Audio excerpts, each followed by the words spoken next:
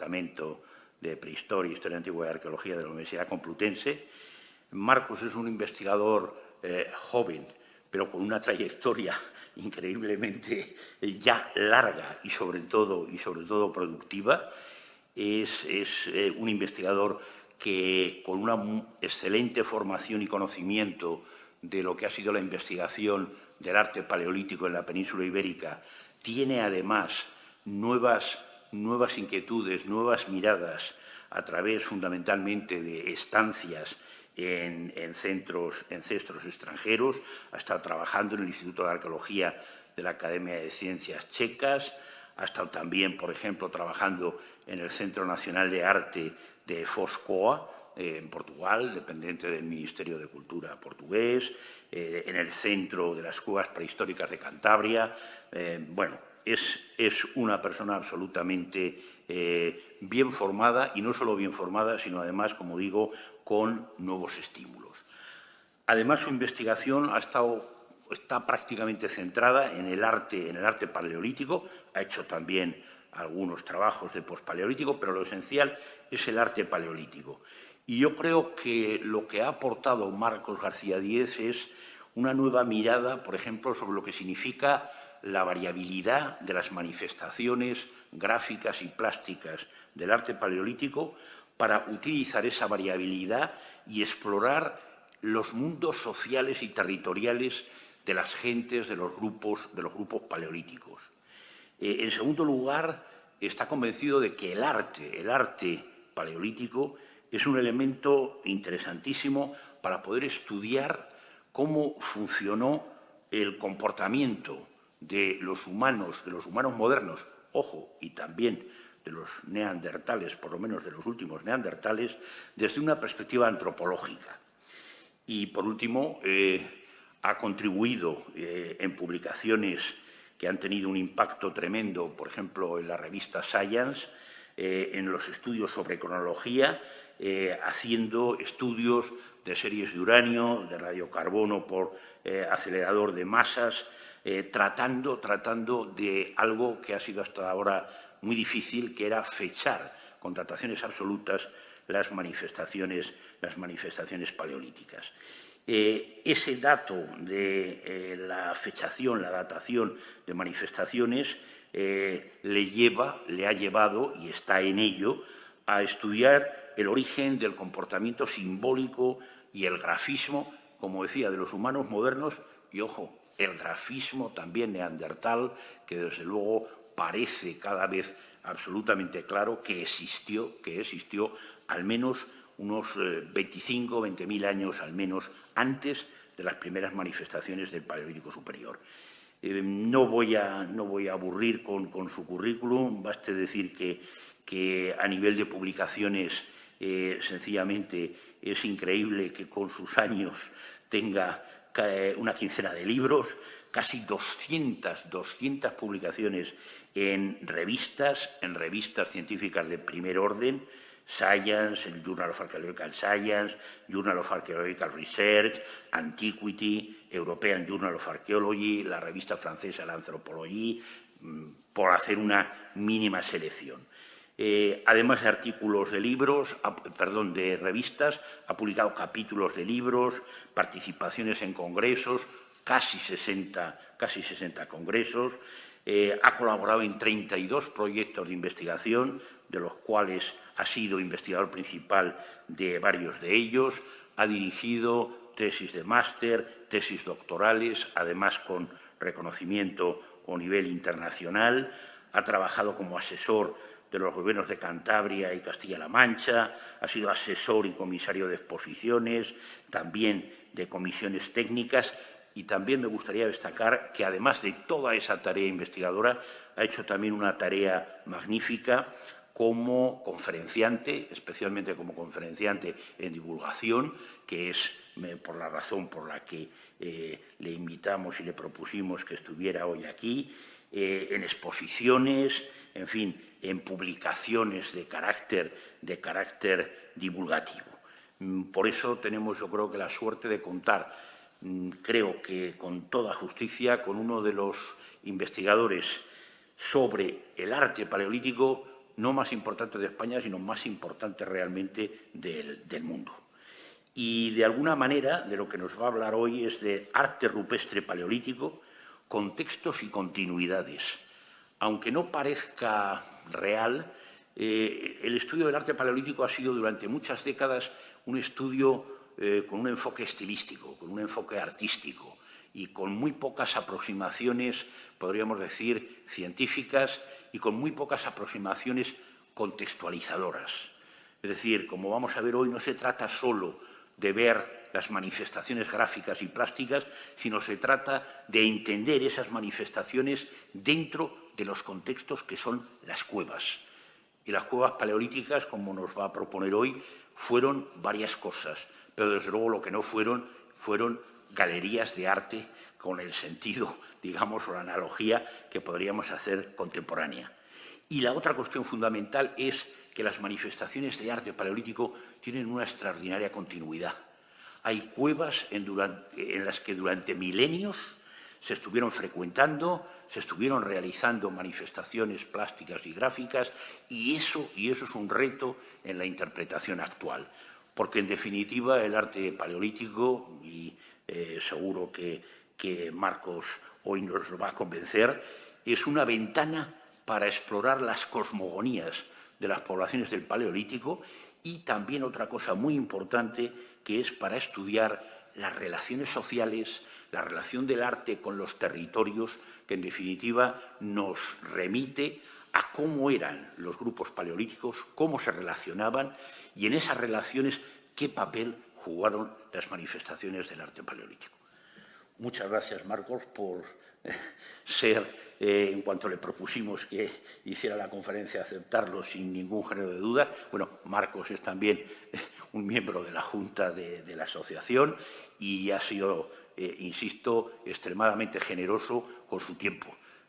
Hace poco que le pregunté, pues no sé si venía del Caribe. El año pasado estaba haciendo también trabajo de campo por el centro de Asia. Es decir, que el reconocimiento que tiene a nivel internacional se plasma también justamente en esas invitaciones y en esas colaboraciones en equipos internacionales. Muchas gracias, Marcos, y tienes la palabra.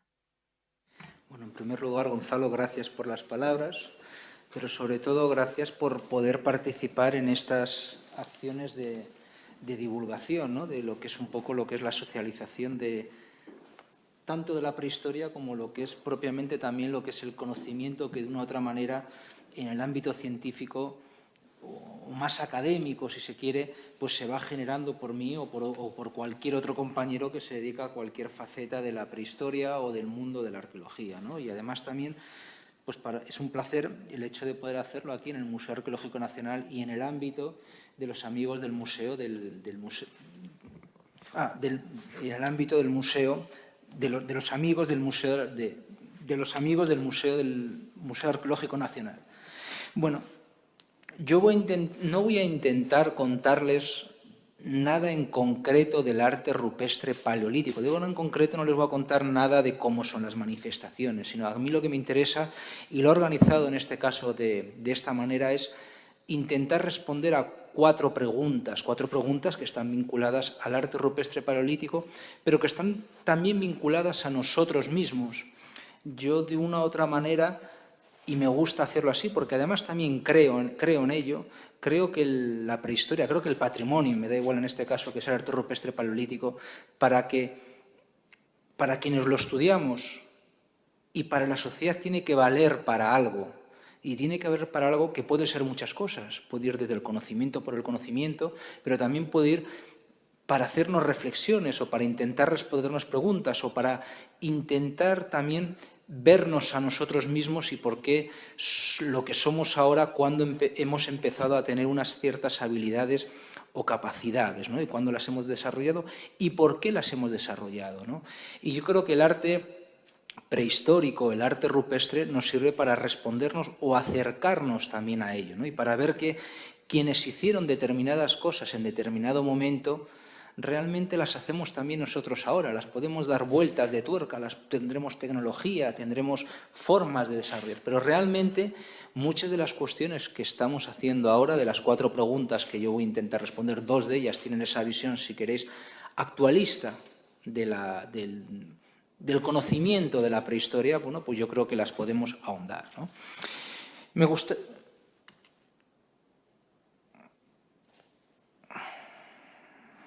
Avanzar página, tirar para adelante, ni una ni...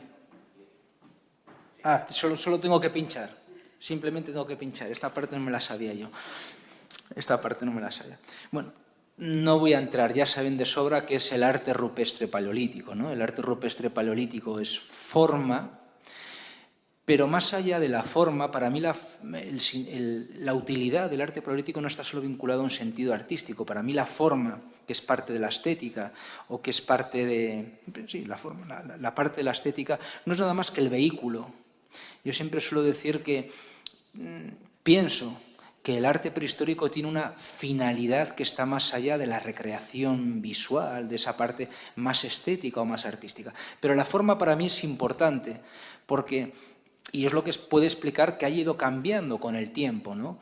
Porque si nosotros nos vinculamos más a una forma, a un sentimiento estético, probablemente el mensaje que esté detrás de eso me sea más receptivo. Es decir, si yo vinculo formalmente con algo, que yo lo considero, voy a utilizar las palabras así en un sentido muy amplio, algo bello, para mí la captación del mensaje será mucho más fácil, o incluso quien lo construye conseguirá llegar de una manera más fácil si hay una vinculación en las formas entre el que emite y el que lo recibe, ¿no? Y en ese sentido, y siguiendo por esta línea, para mí el arte rupestre no son nada más que símbolos basados en la forma, ¿no? Y yo creo que esto es muy importante porque el arte prehistórico, en este caso el arte paleolítico, que es el más antiguo, son las primeras construcciones que nos sirven para mandar mensajes. Es decir, que más allá de esa materialidad, que esa materialidad pueden ser en el fondo pues, unos pigmentos con los que yo trazo una forma o una escultura que yo hago, detrás de eso no solo hay forma, sino para mí lo importante desde el punto de vista de la prehistoria y sobre todo de la evolución humana, es que son símbolos, son auténticas formas que condensan mensajes, ¿no? Yo creo que eso es lo que es importante desde el punto de vista de la prehistoria. El arte rupestre, entenderlo como un mensaje, como un símbolo, y todo lo que hay detrás del símbolo, los lenguajes de comunicación, cuestiones de percepción, colocamos las cosas o aparecen en tal sitio y en otro, probablemente porque estén vinculados a cuestiones de percepción. Y la percepción es puro lenguaje, y el lenguaje es pura comunicación. Esto, por ejemplo, nosotros lo vemos todos los días. El que va por la Gran Vía y va viendo los escaparates, hay ahí todo un mundo de comunicación, cada cosa está en su sitio, cada cosa tiene un color, una cosa tiene relación con la otra, ¿no? Y yo pienso que en el arte rupestre está esto, están los primeros símbolos y están las primeras estructuras, vamos a decirlo así, de querer comunicar. Depende de cómo comuniquemos, el mensaje que condensa los símbolos será más fácilmente recibido y más fácilmente asumido. Es decir, que quien lo construye realmente ha hecho bien su lenguaje. El arte rupestre, hoy en día vivimos en un mundo de la pura globalización biológica, globalización social, etc. Y yo pienso también que el arte rupestre responde a eso. Y el arte rupestre no fue nada más, desde mi punto de vista, luego tocaré algunos elementos de esto, que no es nada más que, partiendo de que son símbolos, de que no es nada más que la respuesta a cambios. Nosotros, muchas veces me gusta decir que el arte rupestre también responde, la creación del arte rupestre responde también a las famosas 4 Cs de nuestro mundo de la comunicación: la crítica, la creatividad, la colaboración y la comunicación. Nosotros cada vez que tenemos que desarrollar algo con un punto de vista crítico, muchas veces está vinculado a la creatividad, y esa creatividad está vinculada a retos a los que nos tenemos que enfrentar. Y los símbolos muchas veces responden a todos esos retos que nos vienen bien por cambios del ámbito de la biología, del ámbito de la naturaleza o incluso también del ámbito de lo social. Por ejemplo, elementos demográficos, está comprobado a nivel muchas veces social, que cuando se producen grandes o en algunos momentos repuntes demográficos con todo lo que lleva eso de transformación social, la creación de símbolos, los símbolos no solo es hacer arte, sino son muchas otras cosas, incluso hasta la vestimenta que vestimos, ¿no? Responde a cambios. Y yo creo que el arte responde a eso. Por lo tanto, lo que es el origen del arte, lo que son las modificaciones formales, estructurales en la composición del arte, creo que responde a una respuesta a cambios que se están dando en el ámbito natural, en el ámbito puramente biológico o incluso en el ámbito social, cultural, ¿no? Y eso lo que lleva es a la creatividad. Y esa creatividad, esa construcción de símbolos, probablemente lo único que está buscando es generar nuevos equilibrios, ¿no? Por lo tanto, yo veo que esos símbolos, que es el arte rupestre, responden a formas de reinventarse socialmente. Esto lo hacemos constantemente. Hoy en día, sobre todo, tiramos mucho de la tecnología, ¿no? Vinculando creatividad con tecnología. Son respuestas y son necesidades que nos tenemos que ir reinventando en todos los ámbitos, absolutamente en todos los ámbitos. Y esto ha sido, y ya termino con esta pequeña introducción antes de empezar de esas cuatro preguntas, ¿no? Esto ha sido gracias a una cosa que tenemos, que es nuestro cerebro. Yo soy de los que pienso que nuestro cerebro está programado. Programado no significa que desarrollemos una cosa, sino que está preparado para dar respuesta a esos cambios. Simplemente nos hacen falta elementos que nos vienen de fuera, vuelvo a repetir, bien sociales, bien biológicos, bien ambientales, que hace que alguna chispa, vamos a decirlo así, en nuestro cerebro salte y empecemos a crear y empecemos a desarrollar cosas, formas, elementos tecnológicos, formas de vínculos sociales, etcétera, etcétera. Y esto corresponde al cerebro. Yo pienso que ahora hablaremos de cuándo surge lo que llamamos esta creación de símbolos, lo que llamamos arte rupestre paleolítico, ¿no? Pero yo creo que esa capacidad realmente la teníamos, la hemos tenido más o menos desde fue una de las capacidades teóricas que tenía nuestro cerebro. Hay autores que no están de acuerdo con esto, pero piensan que hace 200.000 años, etcétera, podía estar. Pero cuando ustedes piensen que cuando se hacen procesos de fabricación de las herramientas de industria lítica, eso responde realmente a procesos tecnológicos que están implicados elementos como la comunicación, transferir el cómo se talla. Están también vinculados procesos de abstracción, de simplificación de los procesos para obtener más herramientas con la misma materia prima. Es decir, todas esas capacidades de abstracción, de comunicación que implica la enseñanza de procesos tecnológicos, etcétera, ya están desde el principio de los principios. Eso significa que nuestro cerebro ahí lo tiene. Lo que pasa es que hace falta algo para que cada momento se desarrolle o no solo se desarrolle, sino que se ejemplifique a través de otra materialidad como puede ser el arte rupestre. Después, dicho esto, que al final lo único que he dicho es que creo que el arte rupestre son símbolos y hay un elemento de comunicación detrás y que surge por respuestas sociales, ambientales o biológicas, voy a pasar a a dar respuesta a 4 preguntas, ¿no? Que es como he montado la charla. Primero, ¿quién es el responsable de estas primeras símbolos o de este primer arte, ¿no? Bueno, todos sabemos, y yo el primero lo he sabido, y yo creo que cualquier prehistoriador que lo niegue es que está mintiendo, todos hemos pensado que el arte rupestre era una habilidad y una capacidad que era exclusivamente nuestra. Y cuando digo nuestra me refiero a la especie de Homo sapiens. En la evolución humana tenemos a habilis erectus, heidelbergensis, neandertal, y nosotros los últimos,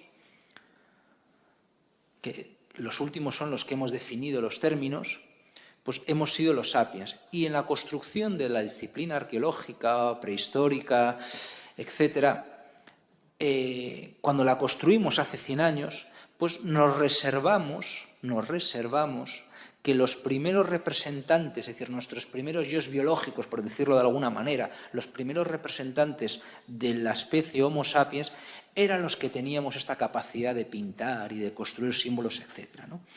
Pero realmente nos podemos hacer otra pregunta, que este es un debate que hay un día hoy en la actualidad, ¿no? Que yo les digo mucho, hay algunos que opinamos que esta no era una capacidad solo de nuestra especie, sino que era también de algunas especies anteriores, ¿no? Y hay gente pues, que nos critica en ese debate científico, ¿no? Yo muchas veces cuando estoy en alguna charla un poco malo, cuando te preguntan o entras en el debate, yo la primera pregunta siempre hago la misma, o sea que ya me conocen. Digo, ¿y por qué tú dices que es lo contrario? ¿Por qué tú has dicho que has empezado a 40.000? Dime los datos. Yo te digo mis datos, que tengo unas dataciones que tiene X, como vamos a ver ahora. Y tú me dices que mis dataciones son malas. Yo creo que te demuestro que no. Pero independientemente de eso, ¿tú por qué te has puesto el límite de 40.000? Es decir, a veces nos tenemos que preguntar cómo esas bases que hemos construido en nuestra prehistoria, en nuestra evolución humana, que nos han servido y nos han sido extremadamente útiles durante muchos años, pero de vez en cuando igual nos tenemos que preguntar en base a qué se han construido, ¿no? Bueno, todo esto es un juego, lo voy a resumir de manera rápida, de cómo nosotros nos quedamos con la capacidad de hacer arte. Y todo esto es un juego de cómo hemos utilizado la palabra Homo sapiens. Cuando se crea la palabra Homo sapiens, el término Homo sapiens, no existía como tal antropología física y la crea Linneo. Y esto está sacado de su libro, escrito a mediados del siglo XVIII, y él dice que el hombre, el sapiens, está en cursiva porque lo utiliza así, es el hombre sabio, capacidad de conocer, que tiene las capacidades de hacer operaciones conceptuales y simbólicas, un elemento, de crear un sistema lingüístico, que al final el arte es un lenguaje gráfico, que tiene capacidad de razonamiento abstracto, es decir, nosotros cogemos algo de la naturaleza, un bisonte en nuestro cerebro, no sé qué, tenemos materiales y lo proyectamos, estamos abstrayendo la realidad, con capacidad de especulación, es decir, de lo que hay detrás de mensajes. Si se fijan, en estos 4 puntos, él pone alguno más, no habla absolutamente nada de lo que hablamos hoy en día. Para nosotros el Homo sapiens es una persona que tiene una capacidad craneana de tal, que su lóbulo no sé qué, que su mandíbula. Es decir, esto no se define. Cuando Linneo define el Homo sapiens lo hace por habilidades y capacidades cognitivas, no lo hace por antropología física. ¿Qué es lo que pasó? ¿Qué es lo que... ya no sé cómo volver para atrás. Anterior. ¿Qué es lo que pasó? Que desde mediados del siglo XVIII, sobre todo a partir de mediados del siglo XIX, empezaron a aparecer, empezó la disciplina arqueológica, empezó, vamos a decirlo así de una otra manera, también la disciplina de la antropología física, y empezaron a aparecer restos humanos. Y se fueron poniendo nombres a algunos sitios pues por los topónimos o por sus capacidades. El Homo habilis porque hacía tal, el Homo neandertal porque apareció en la zona de tal. Pero en ese poner nombres, nosotros, ya estamos en el siglo XVIII, es decir, que quienes construyen las disciplinas, los términos y los conceptos somos nosotros, nuestros antepasados, investigadores anteriores, nosotros nos reservamos el término sapiens. Y de una manera indirecta, al reservarnos el término sapiens, nos estamos reservando las características que decía Linneo. Y cuando nosotros nos las reservamos, lo que hacemos es otra cosa. Si nosotros nos las reservamos, lo que hacemos es, al resto se las quitamos. Es decir, ningún homo que era sapiens, que ya a mediados del siglo XVIII, y cuando empezamos a estudiar el arte, nos atribuimos Homo sapiens, lo que estamos diciendo es que todos los que no eran sapiens no tienen estas capacidades que atribuyen. Y aquí es donde está ese desencaje, aquí, historiográficamente. Pero lo hacemos por eso, lo hacemos por una cuestión casi, en parte de deriva de la historiografía, de una otra manera. Lo hacemos de esa manera. Y eso es lo que nos llevó, ya según va avanzando la disciplina, a hacer esta ecuación, que el arte rupestre tenía que ser exclusivo de los Homo sapiens y que no podía tener más de 40.000 años. Aquí entran otros factores, más de 40.000 años porque nos lo atribuimos además los europeos, quienes los hacemos, porque de una otra manera pues la disciplina arqueológica principalmente nace o se construye desde la Europa occidental mayormente, se construyen las ideas, no digo que los restos que también se conocían en Asia, se construyen desde aquí y se empieza a generar una ecuación que la hemos tenido como un axioma no basada en datos, sino en una construcción que nos ha venido muy bien para funcionar y para construir y para hacer lo que tenemos ahora, pero que nos deberíamos de preocupar por esos axiomas, vamos a decirlo así, que tenemos, pues por contrastarlos, ¿no? Y de manera casual, bueno, pues a partir de los años 90, se producen una serie de avances en el mundo de la datación y que están vinculados sobre todo a la mayor precisión y a la menor cantidad de muestra que hace para datar materias orgánicas, el carbono 14 o la AMS o el acelerador, que eso permite datar pequeñas muestras de carbón que están en las paredes de las figuras. En principio, la primera se publica en el año 92, o sea que se cogió en el año 90-91, que es una mejora del método. Y por otro lado, más recientemente, bueno, pues también se producen una serie de avances en una técnica que ya venía de los años 50, de los años 60, que es el uranio torio, que lo que te data son eventos geológicos que están vinculados a, igual que hoy en día vas a un yacimiento arqueológico y se data por uranio torio una capa de calcita. La calcita es las estalactitas y las estalagmitas que se pueden aparecer de 1000 maneras, no solo como estalactitas y estalagmitas, sino como finas películas, 1000 formas hay. Y eso lo que hace, bueno, pues a veces tienes la suerte de encontrar figuras, y aquí la figura está puesto con pinturas, es eso rojo, que están cubiertas por capas de calcita. Si yo controlo y tengo muy claro qué está por encima de qué está por debajo de qué, y dato el evento geológico, y esta calcita se ha formado hace, imaginaros, 100.000 años, pues lo que está debajo sí o sí, es el principio de estratigrafía, siempre y cuando no haya nada raro, vamos a decirlo así. Los principios de estratigrafía se cumplen a no ser que se produzca alguna cosa rara. Pues lo que está encima es más moderno que lo que está abajo.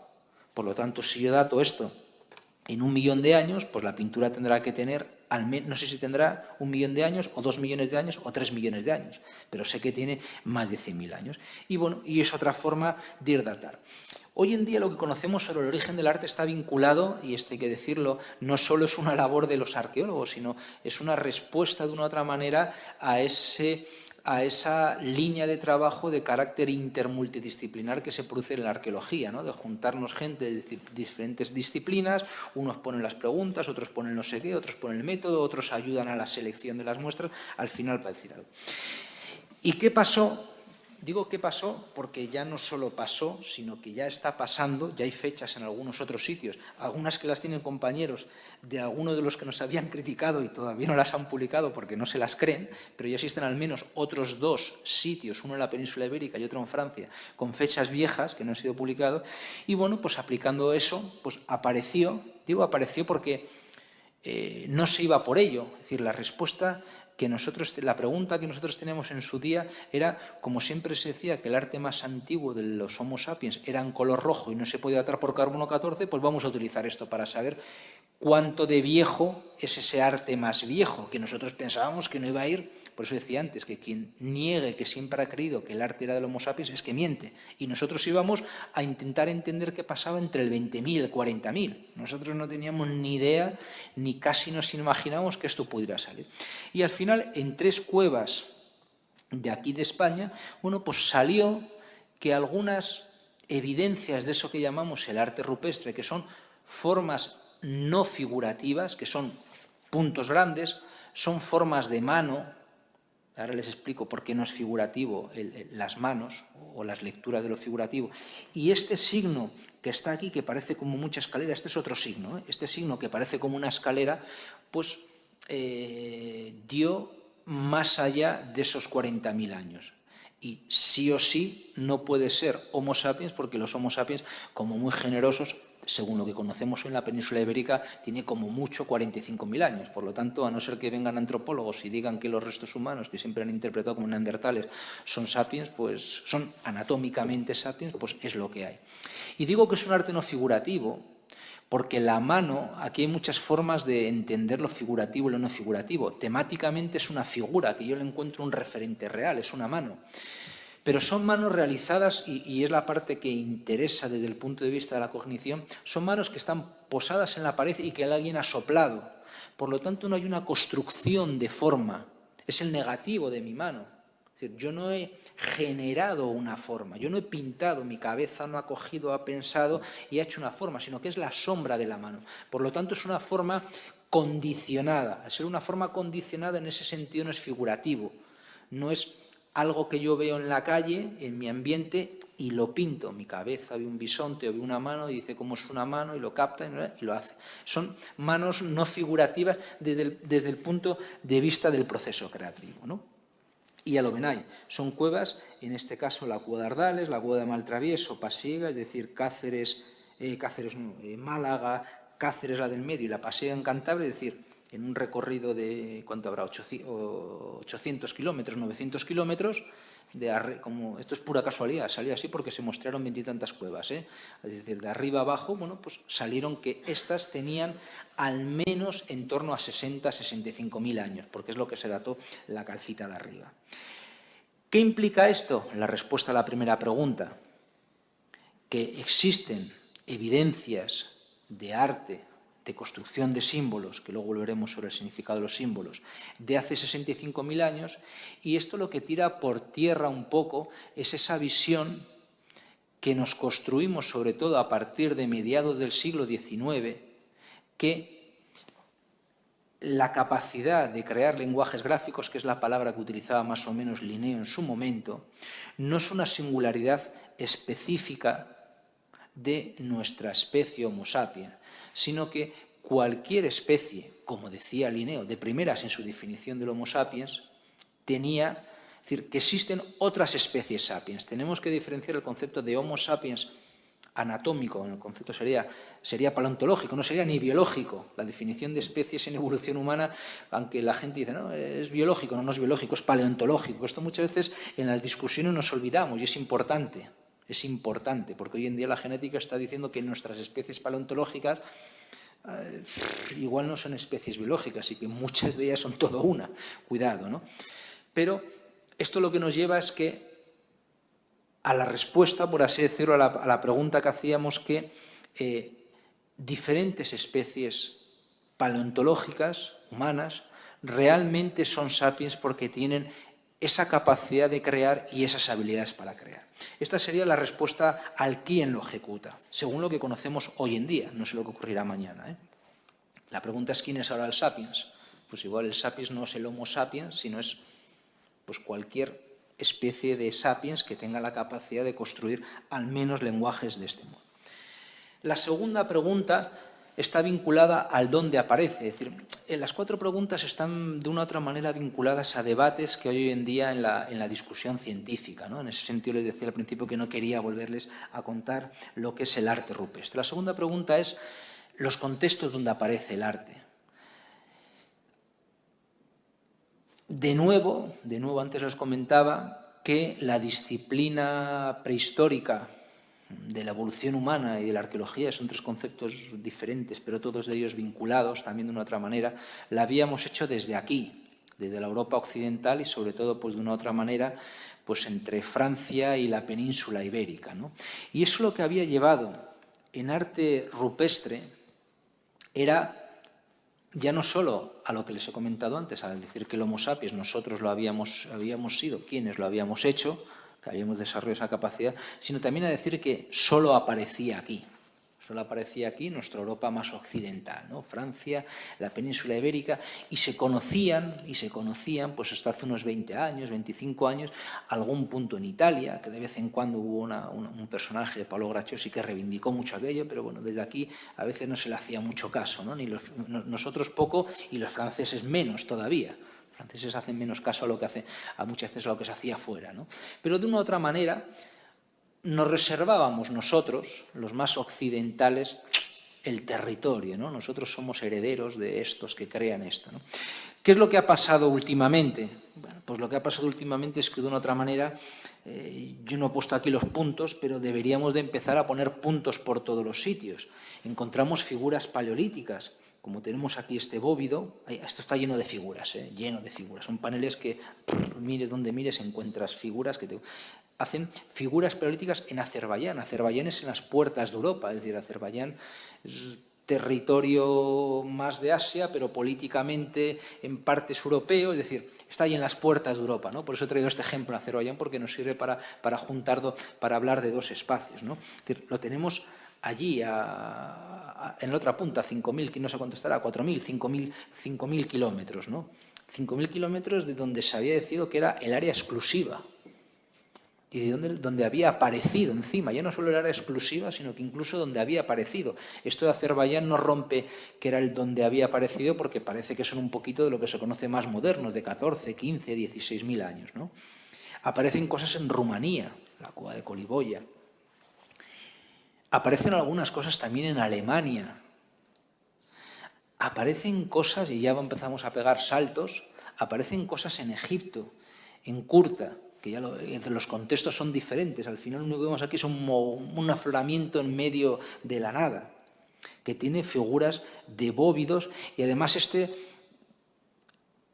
he traído dos ejemplos, el de Azerbaiyán y este de Egipto, porque había gente que todavía venía diciendo, no, esto pueden ser cosas de grupos finales, incluso hasta de grupos ya productores, que todavía, de grupos no, de cronologías típicas de grupos productores, pero que todavía se resisten y siguen haciendo cosas de estilo cazador-recolector. Esta es la discusión que tenemos aquí en la península ibérica con el arte levantino, que realmente nadie sabe por dónde nos da muchas veces el aire, ¿no?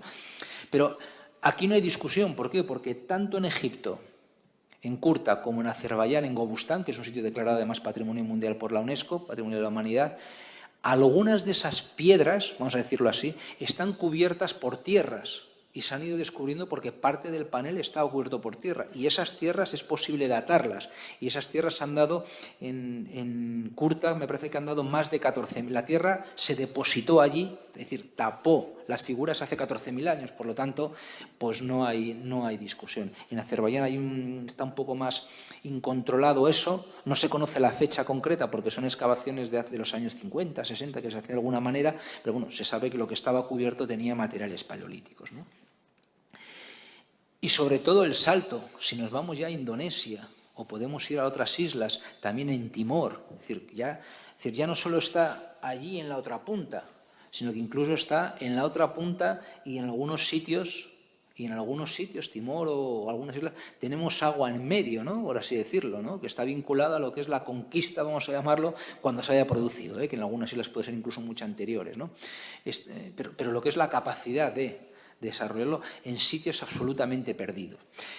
Esto está en Indonesia y ya no solo es que esté allí, sino que anda con cronologías antiquísimas, de 40 a 45.000 años. En principio son vinculadas a especies Homo sapiens porque es lo que había, ¿no?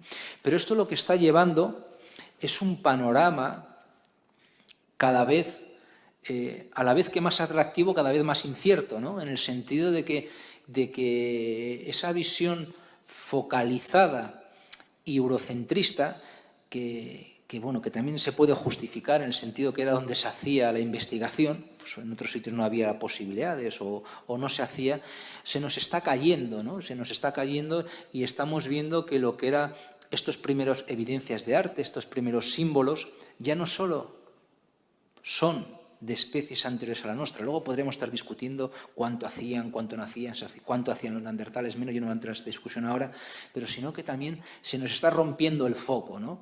Y según nos está rompiendo este foco, surge otra pregunta que no se ha abordado, pero que me imagino que en los próximos años será uno de los puntos, diríamos, candentes de la investigación. Simplemente hace falta que salgan más cosas. A mí por ejemplo, a final del curso pasado me pasaron unas fotos de unas cuevas de China que yo le dije, yo no sé si son paleolítico o no, pero si esto lo colocas, lo metes en cualquier cueva española, nadie te va a decir que no es paleolítico. Ahora no me preguntes de cuánto es aquello, pero nadie te va a soplar, por así decirlo. Otra cosa es que estando allí, pues igual, pero con todas estas cosas que están apareciendo, con datos, es decir, no yo creo que esto es paleolítico, sino con datos contrastados de cronología, pues acabará surgiendo, primero, que se rompe esa visión tradicional y acabará surgiendo alguna pregunta que es interesante, sino, ¿existe un foco solo de aparición del arte paleolítico? ¿Existen varios focos? ¿Los focos están muy existe un decalaje temporal entre todos esos focos, es decir,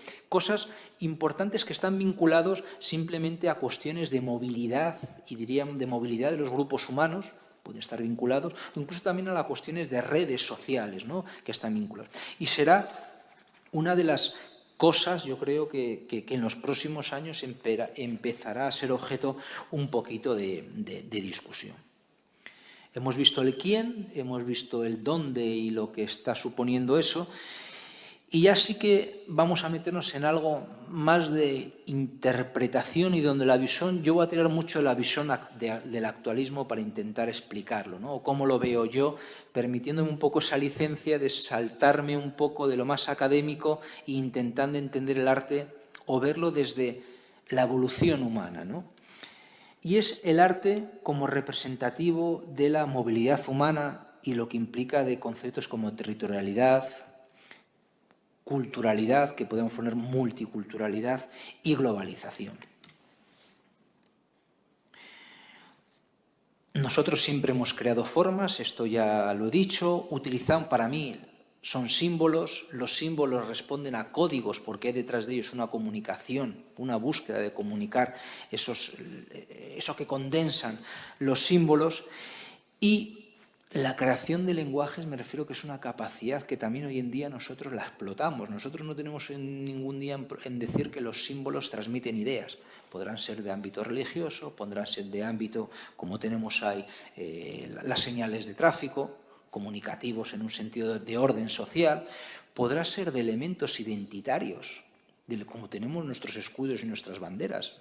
Pensad que la bandera es un trozo de trapo con unos colores o con una forma que ella y yo hemos convenido o tú y tú habéis convenido. Es decir, son todo artificialidades, son todo artificios que nos hemos creado socialmente o que alguien ha creado y ha querido que se meta en la sociedad, y al final la sociedad no es consciente de los símbolos y los integramos, ¿no?, que es el poder social, vamos a llamarlo de esta manera, de los símbolos en el que todos los días nosotros estamos imbuidos, y aunque no queramos somos seres simbólicos por naturaleza, ¿no?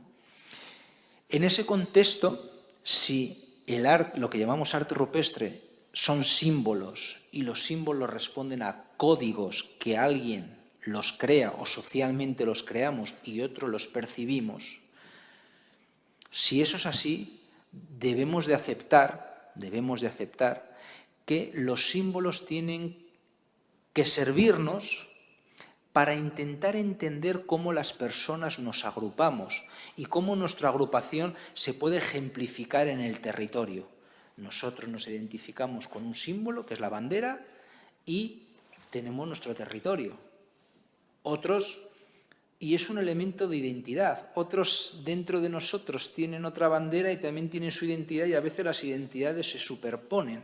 Es decir, aquí el concepto de símbolo, grupo, identidad y territorio se empieza a juntar. Esto es lo que hoy en día tenemos nosotros discusiones políticas que van por esa vía. Y si nos tiramos hacia más la zona del este, pues en los últimos años hay muchas cosas de esto. Y la simbología es tremenda, el poder que tiene en todo esto. Por lo tanto, el grafismo, y no quiero utilizar la palabra arte, el grafismo prehistórico es susceptible de representar el modo de organización espacial y temporal. ¿Cómo lo hacemos? Pues recurriendo al estudio de buscar paralelos entre los sitios, paralelos temáticos, temas, paralelos técnicos, pues singularidades técnicas, o incluso singularidades formales vinculadas al estilo, ¿no?, propiamente lo que entendemos por estilo, ¿no? Aquí muchas veces hay discusiones entre nosotros de saber qué variable tiene más peso. Hay unos que dicen, pues la territorialidad era así, otros dicen que era... Y es según el peso que tú le des a las variables, ¿no? Para uno vale más los temas, para otro vale más la forma, para otro vale más la técnica, ¿no? Vamos a hacer un recorrido de eso y al final una reflexión. Por ejemplo, si tiramos de la temática, ¿no? Esto son cosas pues, que lo vio Braille, uno de los primeros sistematizadores, y sobre todo lo sistematizó Leroi-Gourhan, que fue un segundo gran prehistoriador que se dedicó a esto, y bueno, pues de una u otra manera nosotros a veces lo tiramos de ello, creemos que lo hacemos nosotros, pero la base está hecha hace muchos años, ¿no? Por ejemplo, estas formas que tienen un palo con un apéndice, que los llamamos claviformes, ¿no? Porque unos decían que eran formas de clavas, otros decían que eran representaciones muy simplificadas del contorno de la mujer. No me interesa lo que haya, sino me interesa la forma, ¿no? Pues lo ven aquí.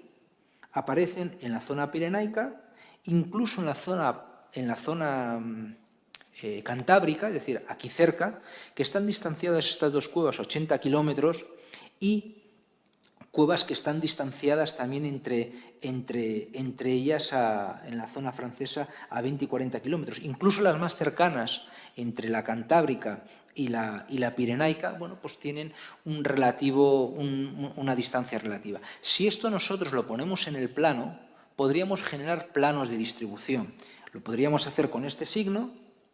Lo podríamos hacer con estos signos que tienen formas más como se llaman tectiformes, bueno, es la palabra, ¿no? Que otros decían que eran chozas, que no eran chozas. Estas formas como de cosas cerradas, vamos a decirlo así, formas cerradas, una línea y una línea un poquito angular. Si tiramos de la temática y podríamos ponerlos en un plano. Podemos hacerlo con otros tipos de símbolos, que son los cuadriláteros, que lo llamamos los cuadriláteros hasta donde llegamos por la tradición, y ninguno es un cuadrilátero, todos son rectangulares, pero lo llamamos cuadriláteros.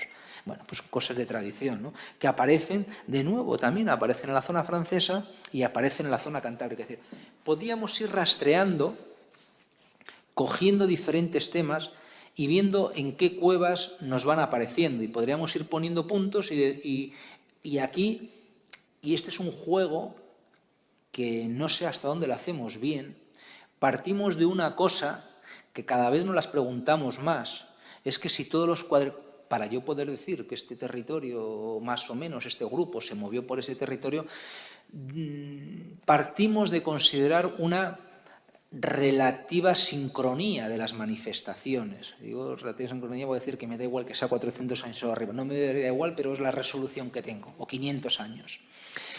Y a veces puede ser que estemos metiendo la pata porque tenemos signos que pueden tener largas perduraciones gráficas y esto empezar un poquito a cambiarnos, ¿no?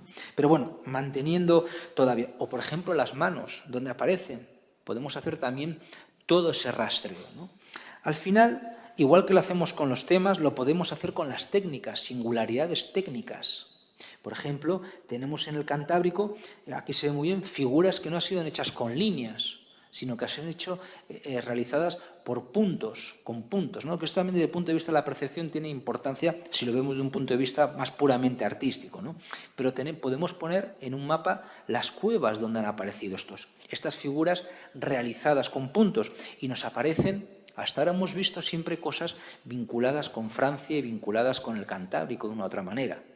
Ahora, si cogemos este recurso técnico, yo he cogido solo para que lo vean, los territorios se reducen. Estamos hablando de un territorio de 80 o 90 kilómetros en la zona cantábrica, desde la zona del Pas hasta el Miera y en la zona de la Son, principalmente el frente cantábrico, que hoy en día pues, lo podemos coger prácticamente desde el País Vasco, la parte más oeste del País Vasco, hasta la parte más este, siendo muy generosos de Asturias. Es decir, tenemos un territorio mucho más pequeño que lo que hemos visto antes. Aquí hay alguien que tenía esa tradición cultural, esas formas de hacer, que las podemos poner sobre un papel. O, por ejemplo, desde el punto de vista técnico, también esto que se llaman los grabados estriados, ¿no? Que son estas formas normalmente de ciervas que tienen muchas líneas interiores. Aquí tienen un calco más completo de una cabecita de cierva, los contornos son contornos normalmente múltiples, es decir, es una forma técnica de hacer que también la podemos poner sobre el territorio, en este caso más concreto. O las pinturas negras. Estas son generalizaciones, es decir, meter pinturas negras en todo ya sé que es genérico, pero bueno, hay autores que lo hacen. Vamos a ver las pinturas negras naturalistas y esto nos cambia porque tenemos cosas en todo el Cantábrico y cosas también metidas en todo el Pirineo y zonas mucho más superiores, vamos a decirlo así, mucho más al norte en la zona francesa. Aquí los territorios se me están ampliando de una u otra manera gigante. O podemos no solo tirar para buscar paralelos temáticos y técnicos, podemos buscar también objetos singulares objetos singulares. Esto, por ejemplo, lo podemos hacer con los famosos bastones de mando que nos aparecen, los bastones perforados nos aparecen sobre todo grabados, con unos tipos de grabados nos aparecen sobre todo en la zona cantábrica, en una dispersión de unos 20 kilómetros más o menos en línea recta. Es decir, parece que es un grupo que se está moviendo y tiene este objeto como un elemento singular. O, por ejemplo, otros objetos singulares que nos hablan de otras cosas diferentes, de una dispersión mucho más grande, lo que se llama los contornos recortados y los rodetes. Los rodetes no es nada más que un fragmento de hueso, normalmente de omóplatos, que se recorta y bueno, pues se le hace un grabado. En este caso es un grabado, en este caso es un signo, lo que sea, en este caso es una figura de un bóvido, ¿no?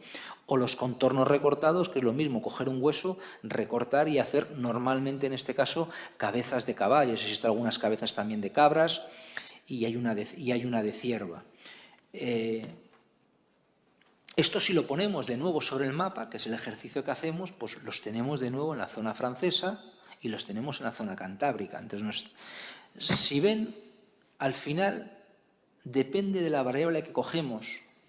Estamos hablando de diferentes territorios, diferente, vamos a decirlo así, distribución de lo que estamos viendo. ¿Por qué yo creo que esto es importante hacerlo? Más allá de la discusión de si tiene más peso una variable o menos, no voy a entrar en eso. Porque yo pienso que esas peculiaridades iconográficas, esas peculiaridades técnicas, esas peculiaridades temáticas o estilísticas son representativas del territorio cultural por el que se movía un grupo humano. Alguno me podrá decir, y con toda la razón, que yo estoy cogiendo solo lo que llamamos arte, pero si cogemos, imagínense, la industria lítica me va a decir que, imagínense que puede decir, pues hace 16.000 años aquí estuvo un grupo que tenía un territorio cultural basado en el arte de 200 kilómetros. Y me dice un compañero, me dice, ya, pero tú eres un poco selectivo, porque has cogido lo que llamamos arte, pero si me cojo las materias primas no me dan 200 kilómetros, me dan 600 kilómetros, por lo tanto el territorio es diferente. Aquí entra un juego, aquí entran dos juegos. ¿Cuántas variables utilizamos para reconstruir un territorio social, vamos a llamarlo de esta manera, que en lo social entra el arte, entra las materias primas, entra hasta la explotación del medio? Pero la otra pregunta, y aquí es donde ya entra la subjetividad de cada uno, es ¿qué elemento es más representativo de lo social? ¿Es la simbología?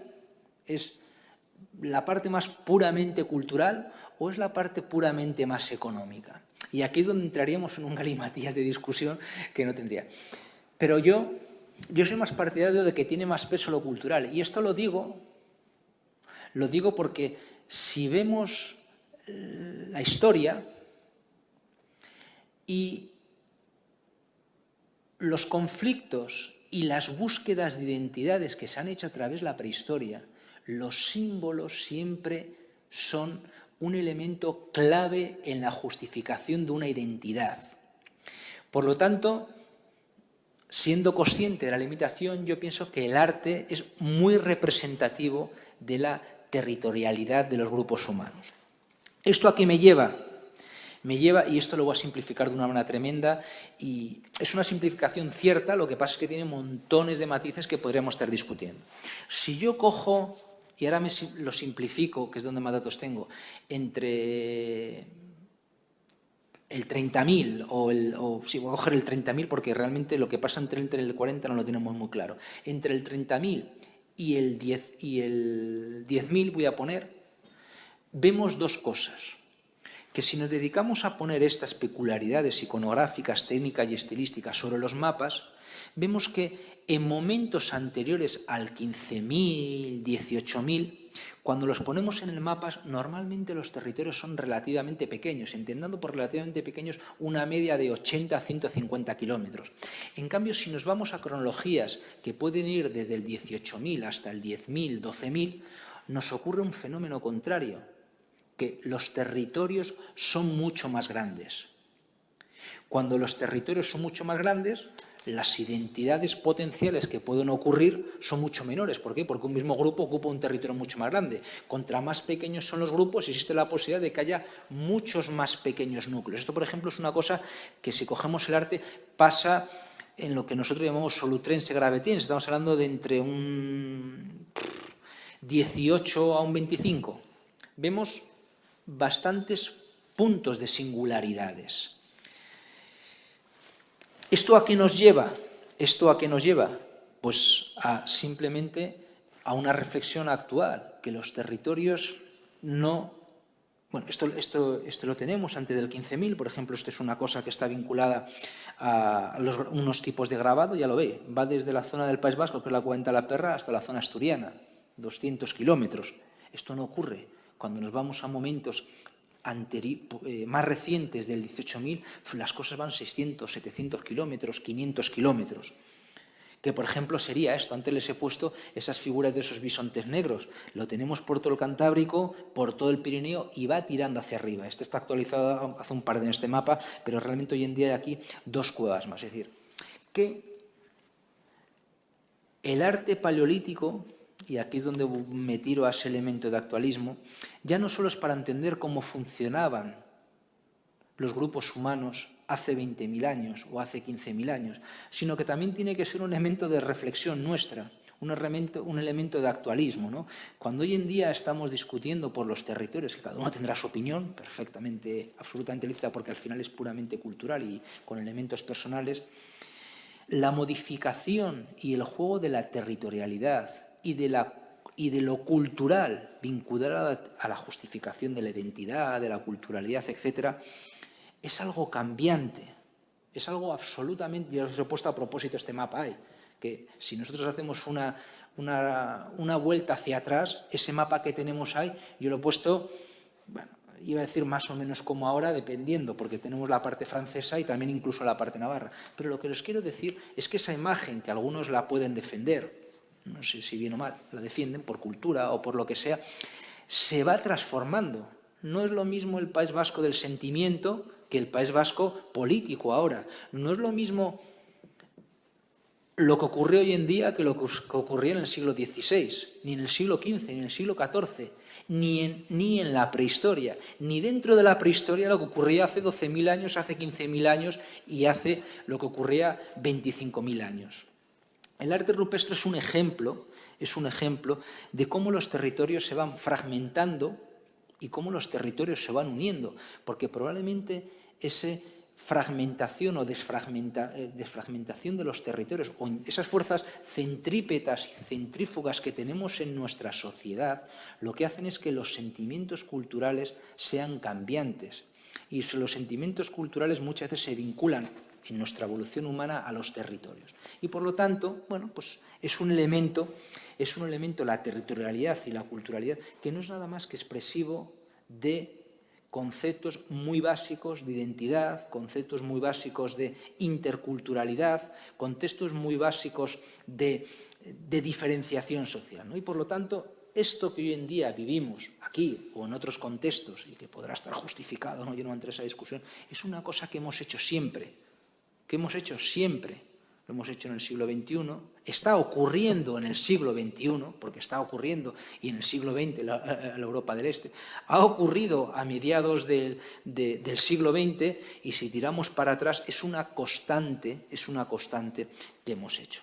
Y en eso siempre hemos utilizado los lenguajes, y siempre utilizamos los lenguajes formales o sonoros como un elemento de justificar las territorialidades y los sentimientos.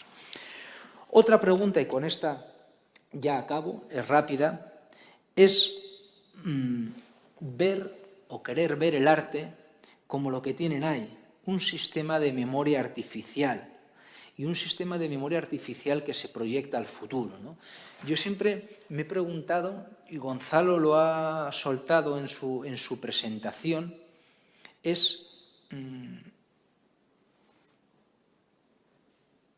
quienes hicieron el arte tuvieron un sentido de trascendencia, eran conscientes de conceptos como pasado y futuro. El arte rupestre, Yo creo que es un sistema que quienes lo crearon, igual no al principio del todo, lo hicieron con un sentido de trascendencia, por así decirlo, ¿no? Lo hicieron eran conscientes de que mañana hay algo más y que ese mañana que nosotros podemos medir el tiempo porque nos hemos definido cómo medirlo, esto de una u otra manera también eran conscientes los grupos paleolíticos. Simplemente una reflexión. El arte, o un dato, ¿no?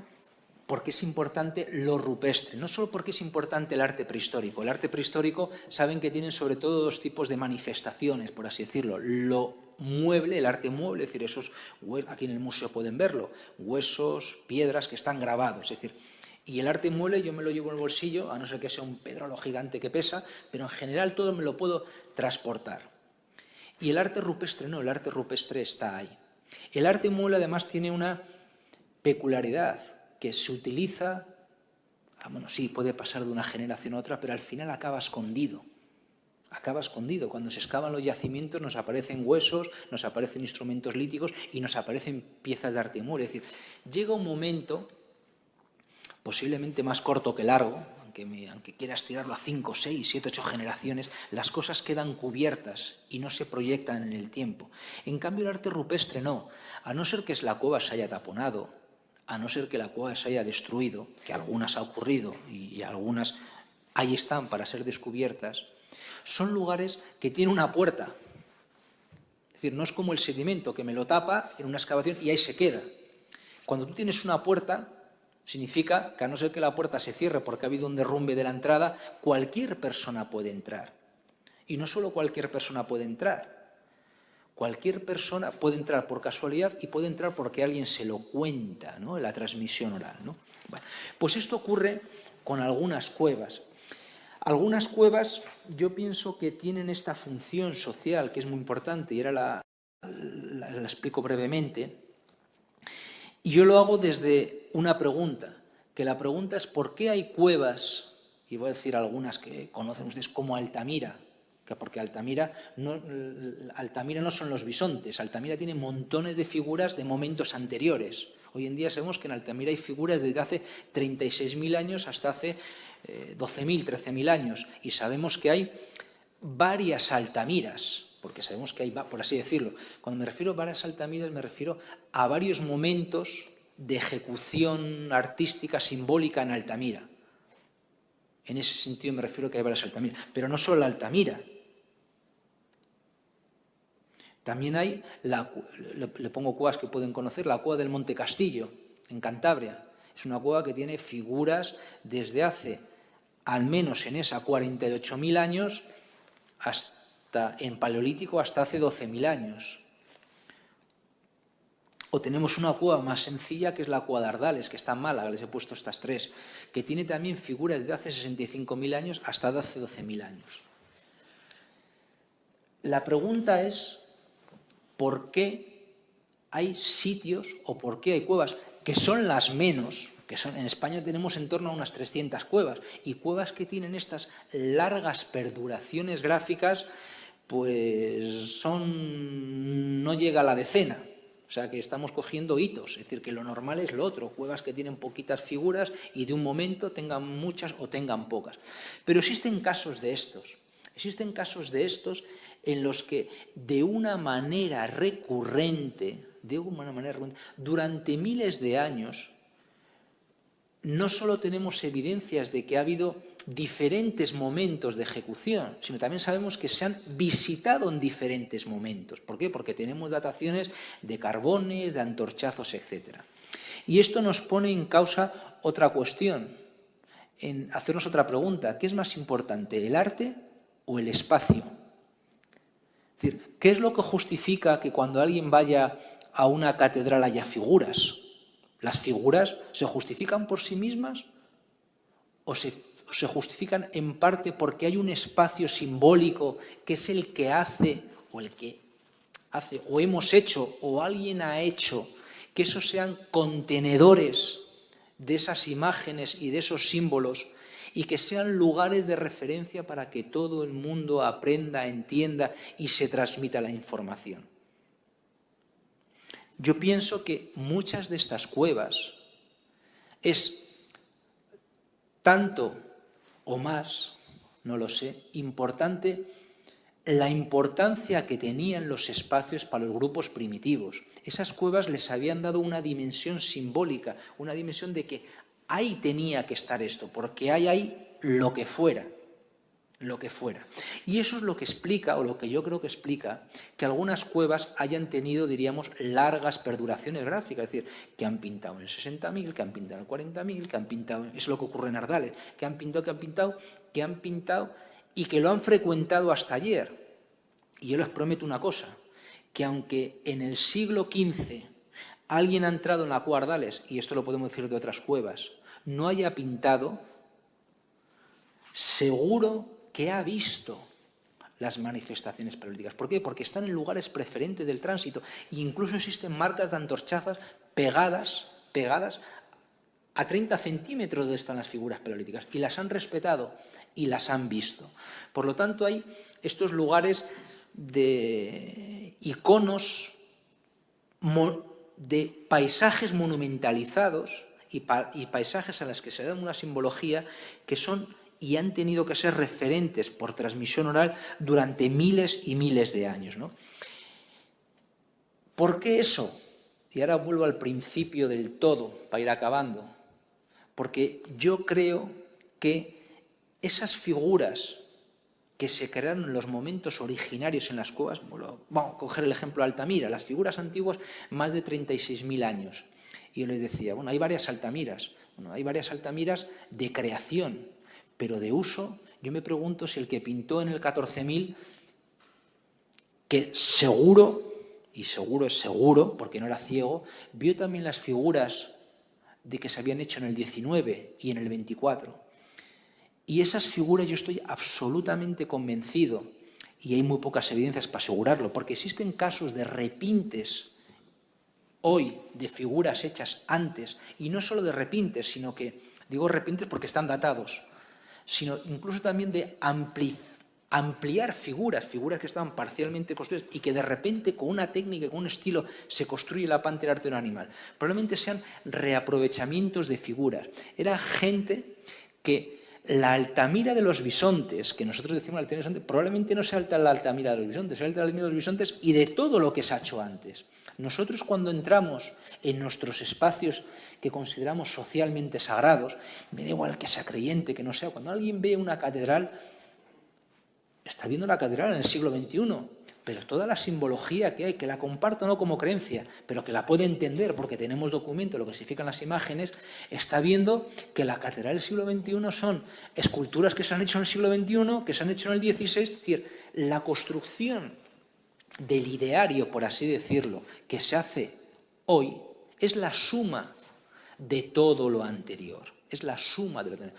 Y toda esa suma lo que hace es, pueden ocurrir dos situaciones, que se reaprovechan las figuras para mandar unos mismos mensajes, si es que no ha cambiado la construcción ideológica, o incluso se pueden aprovechar figuras que tenían mensajes diferentes o que querían transmitir conceptos diferentes, en el momento fueron creados y nosotros lo aprovechamos. Esto lo tenemos en historia del arte una vez tras otro. Lo más clásico es el mundo romano y el mundo palacristiano, el aprovechamiento de los símbolos. Y se aprovecha la misma forma, la misma construcción, pero el mensaje o la idea cambia, se reconstruye, ¿no? Somos ya no solo constructores de símbolos, sino también somos recicladores de símbolos con nuestro objetivo. Es decir, reciclamos los símbolos para mantener mensajes o para construir nuevos mensajes. Y yo creo que las cuevas son estas, y ya acabo ya. Porque yo creo que si esta idea es cierta, de que los paleolíticos que pintaron en el 14.000, los bisontes de Altamira, veían lo anterior, eran conscientes del pasado, eran conscientes de que alguien antes, que lo podían ser incluso por tradición oral, pero si no, sabían que antes había alguien hecho algo. Y aquí es donde viene, si alguien es consciente de que alguien antes ha hecho algo, es decir, el concepto de un pasado, aunque sea relativo y atemporal, vamos a decirlo así, tú en el momento que eres consciente del presente y del pasado, Te puedes plantear que lo que tú haces puede tener una proyección en el tiempo. Puedes ser la persona que estás pensando que tus símbolos se proyectan, que tus ideas se proyectan en el tiempo. Entonces, yo creo que este concepto del juego de la conciencia del pasado y la de proyección del futuro ya estaba aquí. Ya estaba que es lo que hacemos nosotros todos los días con todo lo que hacemos, jugar con el pasado y la proyección, el querer, que ya no solo es eso, sino que incluso desde el punto de vista, ese concepto de proyectarnos en el tiempo, biológicamente es lo que hacemos nosotros, esto es una de las cosas de la evolución humana, pero también posiblemente de la evolución cultural, ¿no?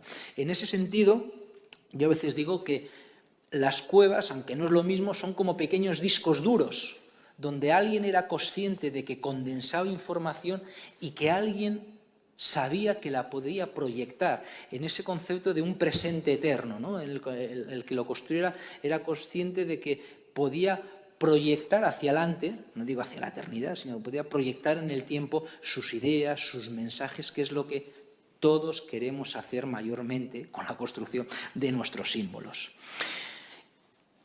¿Esto que implica? Reutilización de entornos cársticos, dimensión simbólica de los espacios, lo que les he dicho, no solo es importante el arte, las figuras, los motivos, vamos a decirlo así, la unidad gráfica 1, 2, motivo 1, 2, como nos dedicamos a hacer nosotros, sino que el espacio es lo que da sentido a que las cosas en parte estén allá, porque se está buscando en ese juego de presente-futuro que les he comentado, se está buscando querer transmitir. La sociedad es uno de nuestros conceptos, es querer trascender nuestras ideas.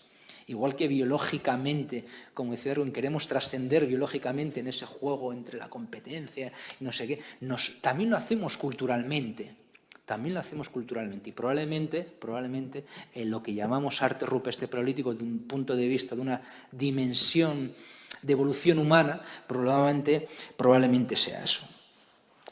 En ese sentido, yo creo que la aparición no del arte prehistórico, sino la aparición del arte rupestre, de una u otra manera supuso un hito, vamos a decirlo así, esto es discutible, ¿no? Supuso un hito en lo que son las sociedades, supuso un hito en las formas de comunicarse y sobre todo de querer trascender como especie humana y como cultura humana. Muchas gracias, este era el objetivo que tenía, transmitirle estas 4 reflexiones. Las primeras eran, si queréis, más académicas y las segundas, bueno, pues esa mezcla entre lo académico y la actualidad. Muchas gracias.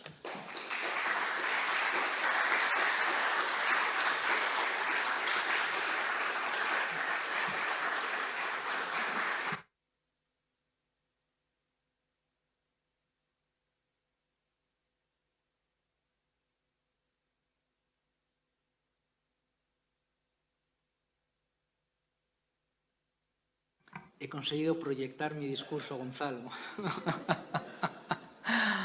No. Lo que intentaba era contarles el arte prehistórico de otra manera un poquito diferente, no contar las figuras.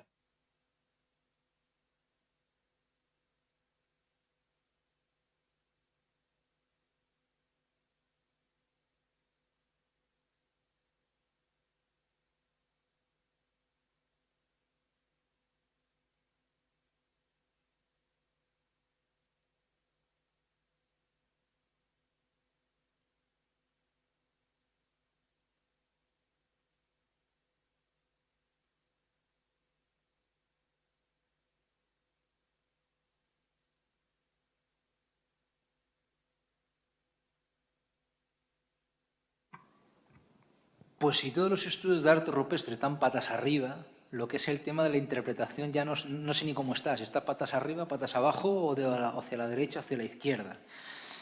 El tema de la interpretación pura y dura, vamos a decirlo así, del arte rupestre paleolítico está pues de capa caída, vamos a decirlo así. Está de capa caída, tiene sus picos, todo lo que es interpretación. Y en concreto, si tú lo que me cuentas, esta idea que él propone, que es la famosa teoría de la caza de la meja simpática, etcétera, etcétera, que tiene vinculaciones con la fertilidad, etcétera, hay gente que la propone, y la propone sobre todo en base etnográfica, ¿no? de tirar de etnografía para poder justificarla.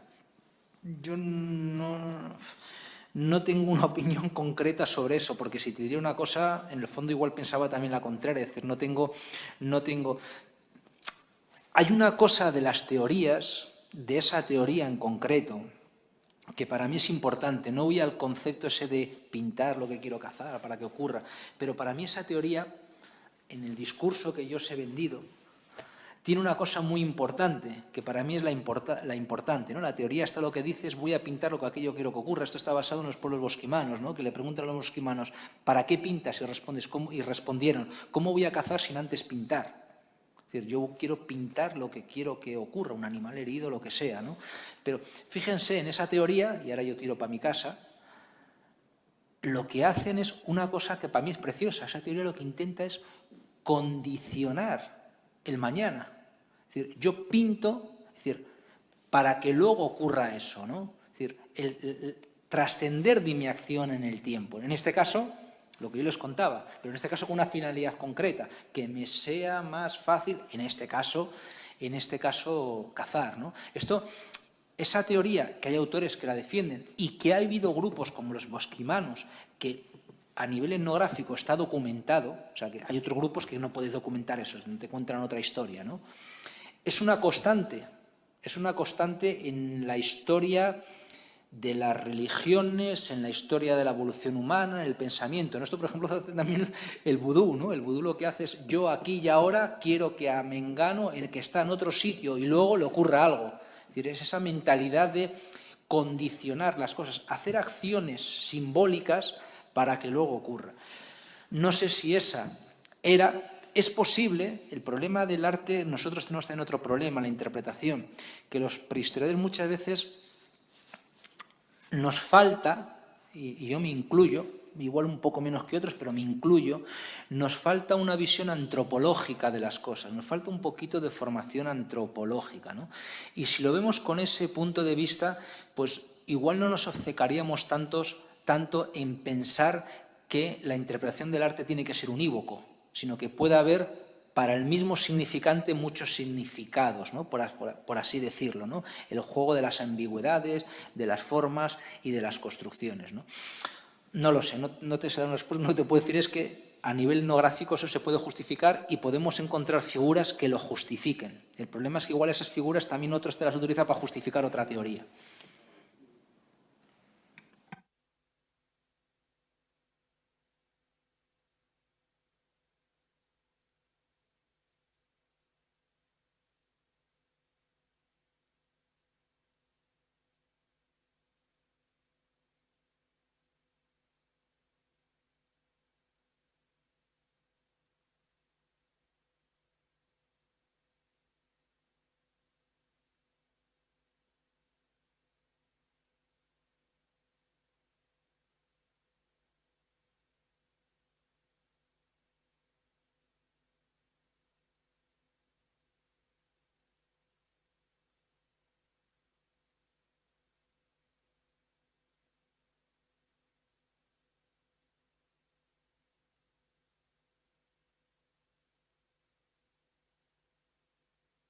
Cuento a manera anecdótico una cosa que me ocurrió. Yo estuve hace 3, 4 veranos con el último, por llamarlo de alguna manera, grupo que era cazador-horticultor, grupo primitivo, pónganle todas las comillas que les dé la gana y seguro que faltarán muchas de ellas, que había en Timor, que eran los Pitileti, ¿no? Y ellos tienen arte rupestre, ellos no hacen arte rupestre, ¿no? Pero ellos nos acompañaban a los sitios de arte rupestre, para que los viéramos, no sé qué, una historia con la UNESCO, una historia. Y entonces de vez en cuando nos acompañaban personajes diferentes, ¿no? Y yo siempre preguntaba, ¿y esto para qué? ¿Para qué lo hacen? Entonces, sacas una cosa en conclusión y otra cosa que te desarma todo, ¿no? Primero es que todos decían que las pinturas que estaban allí eran de sus antepasados, tenían el concepto del pasado, aunque no lo saben numeralizar, por así decirlo, les da igual 8 que 80, por así decirlo, y decía que eran enseñanzas que les dejaban sus antepasados, enseñanzas que eran básicas, cosas de la caza, cosas de enemigos, por ejemplo, tenían embarcaciones dibujadas y era el presagio de que iban a venir no sé qué, ¿no? Pero luego, cuando tú volvías a un sitio que algunos volvimos 2 veces, si el guía era diferente, todavía seguía diciendo que era una narrativa del pasado, pero el cuento, la narrativa era diferente. La narrativa era diferente en el mismo grupo, ¿no? O sea que... Y cuidado, este es el poder de las formas, el poder de quién controla, quién hace la forma y quién controla el discurso de la forma, ¿no? Esto tiene mucho vínculo con la actualidad, ¿no? Entonces, ahí está todo ese juego, ¿no? Y probablemente el reaprovechamiento de formas con seguridad no implica el reaprovechamiento de los discursos, de las narrativas, ¿no? Y probablemente sean mucho más flexibles y absolutamente cambiantes de una manera que igual ni nos la imaginábamos, ni nos la imaginamos. Igual en tramos de 300, 400 años las cosas cambian. No es que cambien abruptamente, sino que se van modificando y rápidamente en 5 generaciones esa modificación, que si la conocemos la vemos como lenta, pero si nos cogemos hoy y los 200 años nos parecen cosas diferentes, aunque el discurso por el camino ha sido un cambio progresivo, ¿no? Y probablemente esto esté vinculado, el arte paleolítico tenga esta grandeza cultural, pero este problema científico, ¿no? Por así decirlo, ¿no?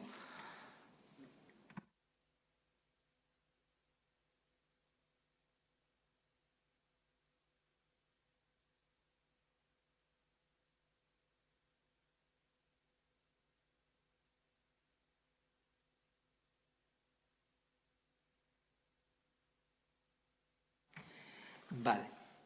Haz una doble pregunta. Uno, si conocemos a los personajes. Bueno, en historia del arte una de las cosas que se hacen son autorías. Y además tienen tremenda importancia por las implicaciones económicas que hay detrás. Es decir, digámoslo así, no es lo mismo que sea el cuadro de Goya que es uno de la escuela de Goya. Es decir, que en el fondo podríamos decir, ¿qué más da, no? Es decir, aquí está este movimiento. Pero jugamos con otros patrones, ¿no? En prehistoria ha habido 2, y sobre todo un teorizador que se dedicó porque ya falleció, José María Pellániz, a hacer cosas de estas. El problema que tuvo él, la idea teóricamente es perfecta y preciosa, vamos a decirlo así, el problema es que le faltó algo de experimentación, por así decirlo, porque cómo condiciona, él lo hizo sobre todo en grabado, que todavía es mucho más condicionante en la mano que la pintura, mucho más condicionante, ¿no? De hacer algo de experimentación. Y él se hacía preguntas de estas, ¿cuántos autores han intervenido?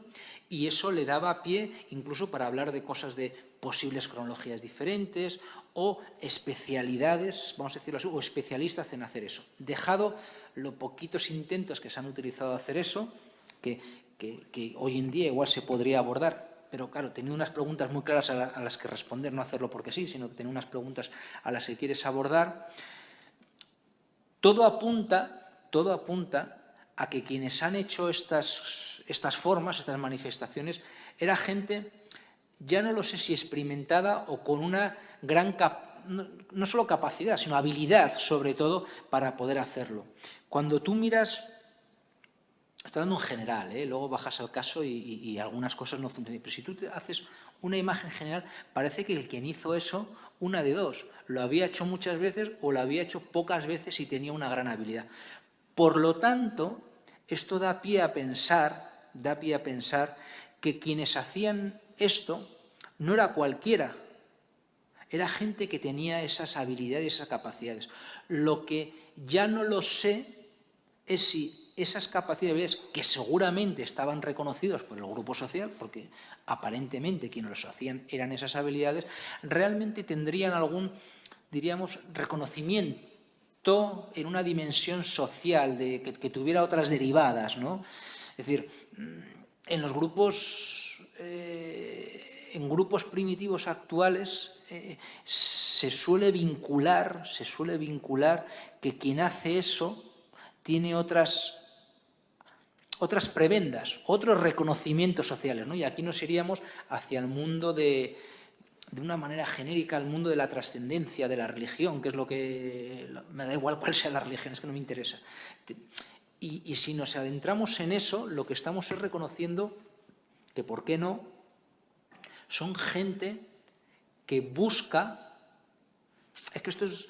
Si a mí una sociedad me reconoce la capacidad para hacerlo y me da la potestad para construir símbolos y que en esos símbolos haya mensajes, me está dando la capacidad, no sé si equilibrada o desequilibrada, por así decirlo, de poder condicionar los mensajes y poder condicionar algo más allá. Lo que no lo sé si quien construye eso, si tiene esa capacidad, que por etnografía se sabe que lo tenía, incluso ese reconocimiento. Empezamos, y muchas veces me he hecho esta pregunta, ¿no? Si a través del arte rupestre podemos ver elementos, primero, de diferenciación social, no solo me refiero solo a la actividad, sino a socialmente algo más, y elementos de reconocimiento, y que no se me coja la palabra como tal, de jerarquización con muchas comillas social. Si mi grupo da la prebenda a alguien que tiene esa capacidad de darle la capacidad de construir símbolos y determinar, porque la pregunta no es quién lo construye, la pregunta, la importancia es quién es el que dice que detrás de esos símbolos hay ese mensaje. Cuidado, es decir, la capacidad no está en crear el símbolo, sino en decir quién es el que dice que hay este mensaje y no otro. Se hace de manera igualitaria, lo hace otro o condensa en su poder social el que lo hace. Ahí está la clave. La clave, desde mi punto de vista, no está. Yo muchas veces me lo pregunto con esto, ¿no? ¿Quién es el que controla no la creación, sino la información que hay del terreno? Porque si eso existía en el arte, si esto lo pudiéramos asegurar que está en el Paleolítico, tendríamos que irnos hacia otras derivadas con unas implicaciones sociales, yo creo que muy importantes, ¿no? Cuestiones de poder, no sé si de poder, de condición social, de condicionamiento social, ¿no? Parece que lo creaba gente especializada o con esas capacidades, que seguramente se la reconocería el grupo, lo que no sé si la segunda parte también lo implica, ¿no? Yo creo que es otra de las preguntas importantes en evolución humana, lo que no sé es cómo la responderemos, ¿no? Y había una chica también.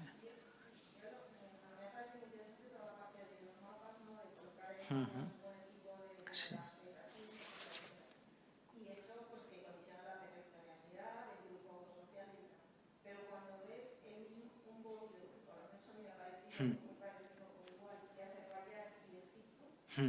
Buena pregunta. Buena pregunta. Yo os he dicho antes, y lo he repetido más de una vez, que los prehistoriadores nos peleamos en saber, hay más, pero yo sobre todo les hablo de tres variables: la técnica, el tema y el estilo. Tú lo que me estás hablando es del estilo. El estilo de hacer este bóvido es igual que está en Egipto y Azerbaiyán. Entonces, la variable estilística, ¿qué grado de representatividad tiene en la discusión de la territorialidad? Yo pienso que no demasiada. Hay otros autores que piensan. Yo creo que el estilo, bueno, esto es también relativo. Hay un componente constructivo, iba a decir biológico, porque no es biológico tampoco. Yo creo que estoy hablando en arte prehistórico, yo no me refiero en arte actual. Yo creo que existe también un proceso de el control de las formas desde el punto de vista biológico. Que el control de las formas es el control del grado de acercamiento en las formas a la realidad material. Yo creo que el estilo, en el ejemplo que tú me has puesto, responde más a una cuestión de valor biológico que de valor cultural. Es decir, todavía hay procesos de abstracción, son formas relativamente naturalistas, que eso implica mucha capacidad de copia, mucha capacidad, pero poca capacidad de concentrar, poca capacidad de reducir las cosas al sentido más básico. Yo creo que en esos casos el estilo no tiene excesivo sentido. Son las particularidades estilísticas las que pueden tener sentido territorial para lo que hemos hablado, pero no el estilo en ese carácter general que tú me has puesto, sino tienen que ser particularidades estilísticas. Hay algún compañero que no te diría esto, ¿eh? Yo muchas veces cuento mi película, pero también digo que mi película no se la cree todo el mundo.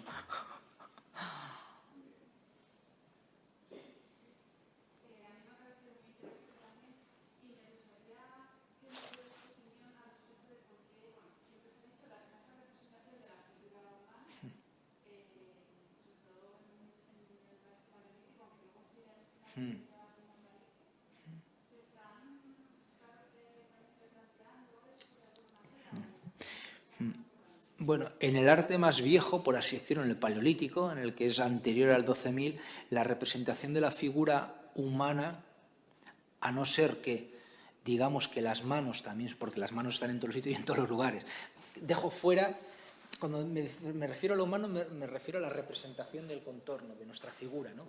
Prácticamente no existe. Aunque existen algunos casos de repente que se salen a la norma, pues como cuevas en Francia que de repente...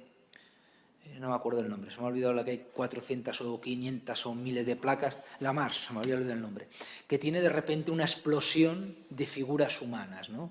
De figuras humanas en actitudes, en acciones, etcétera, que se sale de... es anormal, vamos a decirlo así, no voy a decir que sale de lo normal, y casi es anormal en lo que conocemos, ¿no? No se representa. Yo no sé el porqué, yo estoy convencido de que son cuestiones puramente culturales, me refiero que la decisión de los temas que se representan son puramente culturales. Existen también otras culturas en que la representación humana no se hace. Nos podemos hacer, la gente siempre se fija en esto, siempre se fija en lo humano, pero podríamos hacer también lo mismo con los animales. ¿Por qué siempre aparece en el caballo, el ciervo, no sé qué, y no aparecen otros animales cuando los veían? Es decir, hay algún factor que no sé cuál es, cultural, no sé si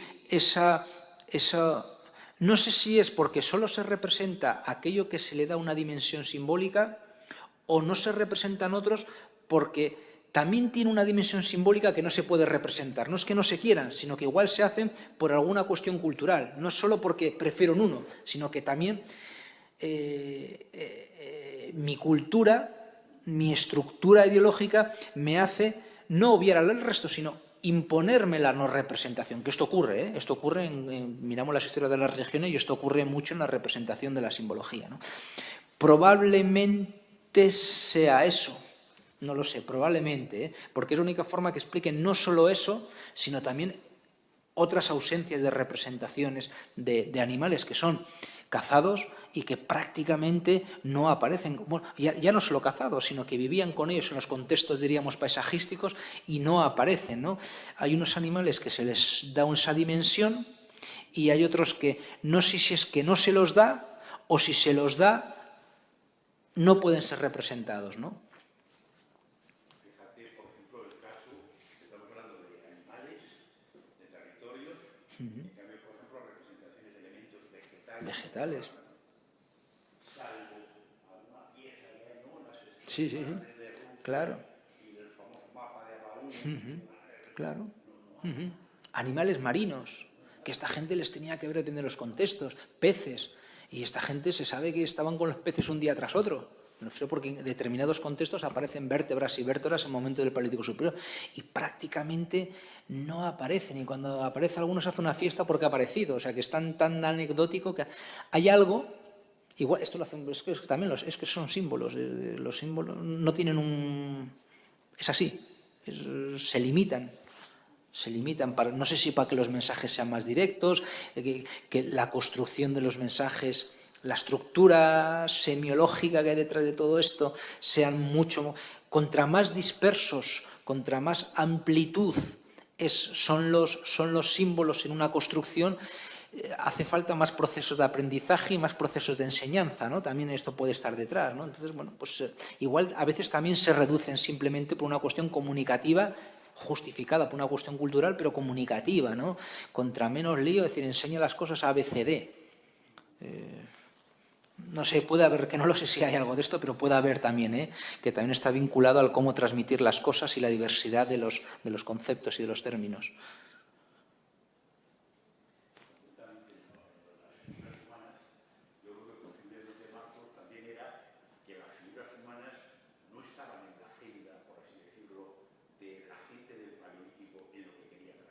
Correcto, sí, sí, sí.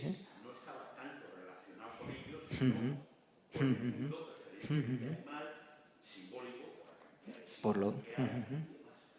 Lo que no deja de ser enigmático porque hay nada más. Aparece de repente eso, sí, no sé cuántos hay. Todo. Con los pelos en la cabeza.